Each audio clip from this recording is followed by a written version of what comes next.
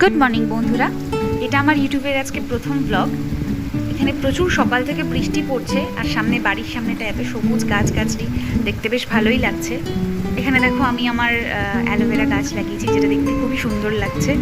আমি সকালে উঠে ভাবলাম বাসি কাজগুলো সেরেই নিই তাড়াতাড়ি, কারণ প্রেগনেন্সিতে তো বেশিক্ষণ না খেয়ে থাকা উচিত না, বেবির জন্যও ভালো না। তো আমি তাড়াতাড়ি বাসি ঘরটা ঝাড় দিয়ে নিয়ে জল টল ছিটিয়ে ভাবলাম এবার আমার টিফিনটা করে নিই সকালে।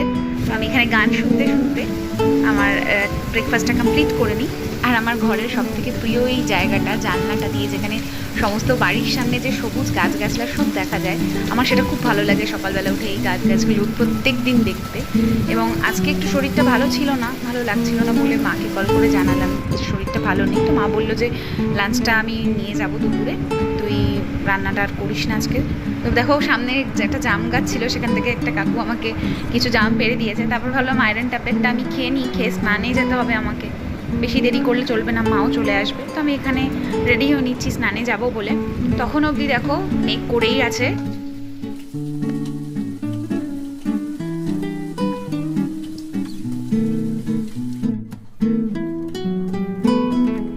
স্নান করে ফিরে এসে আমি ভাবলাম একটু স্কিন কেয়ার করিয়ে নিই, কারণ মা ফোন করেছিল, বললো মা রাস্তাতেই আছে।